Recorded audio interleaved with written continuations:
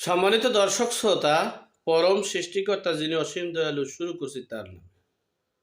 আজকে একটা খুব গুরুত্বপূর্ণ বিষয় আলোচনা করছি। আমাদের সবচেয়ে শক্তিধর এবং সবচেয়ে গ্রহণযোগ্য ব্যক্তি, উপদেষ্টা মণ্ডলীর স্থানে ডক্টর মোহাম্মদ ইউনূসের পদমর্যাদায় আছেন যিনি, তিনি হচ্ছেন মাহফুজ আলম সাহেব। তার ফেসবুক স্ট্যাটাস এবং বক্তব্যের উপরে ডিপেন্ড করে বাংলাদেশের জাতিসংঘের সদস্যপদ প্লাস বিশ্বের সব রাষ্ট্রগুলোই আমাদের দেশের উপরে একটা বি বিরূপ প্রতিক্রিয়া এসেছে। সে বিষয়ে সংক্ষেপে একটা আলোচনা করছি।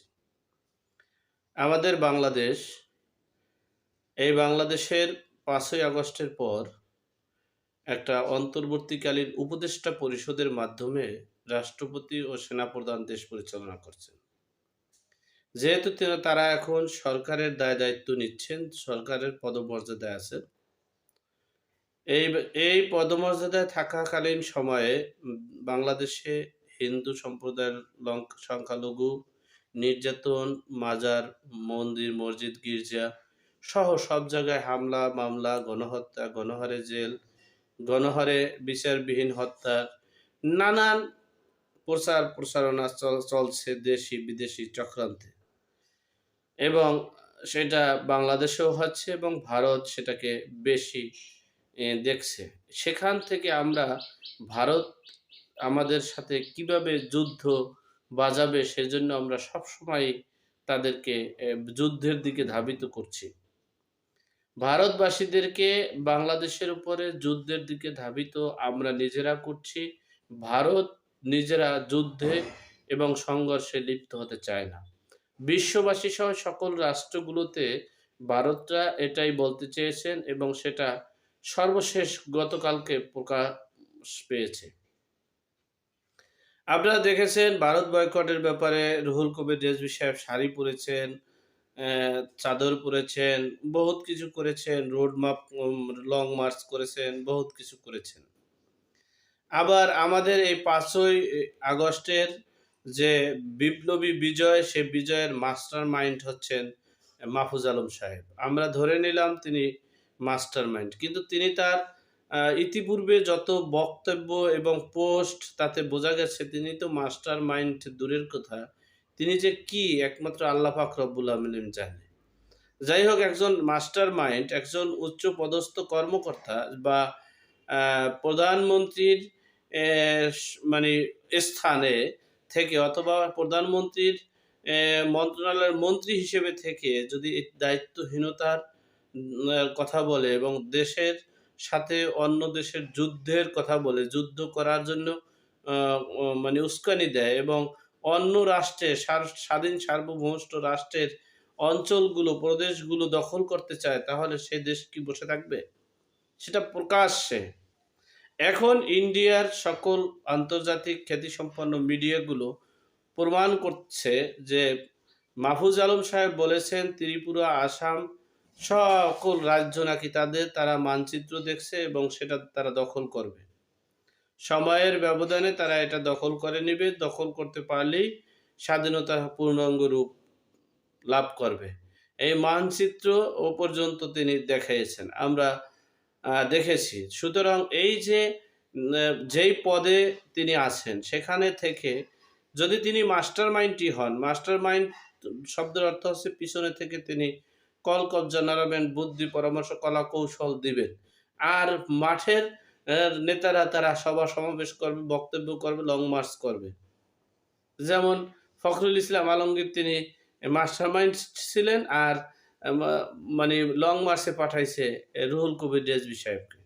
যাই হোক, ঠিক আপনি একজন মাস্টার মাইন্ড হিসেবে এইভাবে দেশটাকে একটা যুদ্ধের দিকে ধাবিত করতে পারেন না। আপনারা এই যে আপনি যে মন্তব্য করেছেন তাতে বোঝা যাচ্ছে যে বাংলাদেশের আর্মি বাহিনী সবকিছু এই ভারতের সীমান্তে যেয়ে গোলাগুলি করে যুদ্ধ করবে। আমরা কি একটাবারও ভাবছি আমাদের দেশের অবস্থান, আমাদের দেশের ভৌগোলিক অবস্থান, আমাদের দেশের শক্তি কতটুকু আছে, আমরা যুদ্ধে কতটুকু শক্তি অর্জন করতে পারি? হ্যাঁ, রাজনীতির পলিটিক্যাল ম্যানরা সভা সমাবেশ করে, দাবি দেওয়া করতে পারে, মিছিল মিটিং করতে পারে, সেটা আলাদা বিষয়। কিন্তু একজন সরকারি ব্যক্তি হয়ে সরকারের চেয়ারে থেকে রাষ্ট্র পরিচালনার কাজে বসে যদি তিনি রাষ্ট্রকে যুদ্ধের দিকে ধাবিত করেন, যুদ্ধ করতে প্রস্তুতি করেন, তাহলে অন্য দেশ তো বসে থাকবে না।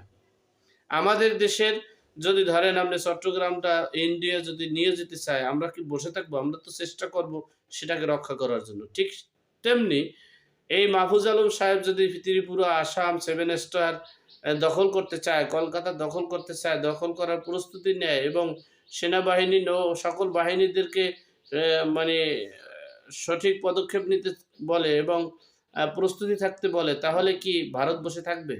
তাহলে আমরা দেখেছি ভারত যে কাজগুলো করেছে, এই পোস্টের মাধ্যমে তারা আরো উৎসাহ হয় এবং প্রমাণিত হয় তারা যে বলেছে সেটা বিশ্ববাসীকে এবং জাতিসংঘ সহ, ডোনাল্ড ট্রাম্প সহ সকলকে দেখাইতে পারছে এবং দেখানোর পর যে তারা যে উগ্রপন্থী, তারা ইন্ডিয়া তাদের দেশ না, শুধু ইন্ডিয়া আর একটা মানে জঙ্গি রাজত্ব কায়েম করতে চায় এবং ইন্ডিয়ার উপরে হস্তক্ষেপ করতে চায়।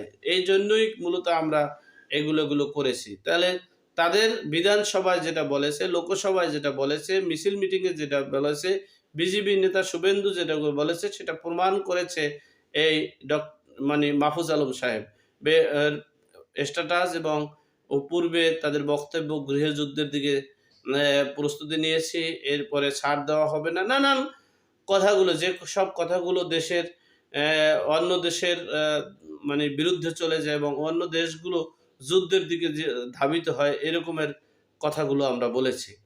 আমি এই মাহফুজ আলম সাহেবকে বলবো, আপনারা দ্রুত আপনি এই একটা সংবাদ সম্মেলন করে এটার একটা মানে সমস্যা যাতে না ঘটে, সমাধান যাতে হয় সেই ব্যবস্থা করেন। নইলে আমরা যত যাই বলি না কেন, আমরা ভারতের সাথে যুদ্ধ করে কোনোদিনও আমাদের সম্ভব না। আমরা আমাদের কাঙ্ক্ষিত লক্ষ্যে পৌঁছাতে পারবো না। আপনার এই বক্তব্য, এই সভা সমাবেশ, এই স্ট্যাটাসের মাধ্যমে ভারত আমাদের উপরে হস্তক্ষেপ করলে, এখন যদি ভারত যুদ্ধও করে, পৃথিবীর কোনো রাষ্ট্র এর বিপক্ষে যেতে পারে না। কারণ ভারত কখনো স্ট্যাটাস দিয়ে, ফেসবুক দিয়ে বলেনি যে আমাদের চট্টগ্রামটা আমাদের, কুমিল্লা আমাদের, এগুলো দখল করতে হবে, এই মানচিত্র করলাম, এই মানচিত্র দিলাম, এগুলো কখনো বলেনি। বরঞ্চ আমরা ভারতের এগুলো বলেছি বিধায় আজকে আমাদের অবস্থা সার্বিক দিক থেকে খুবই ভয়াবহ আছে।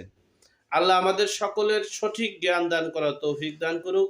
আল্লাহ আমাদের সকলকে হেদায়েত নসিব করুক। আমিন। আসসালামু আলাইকুম।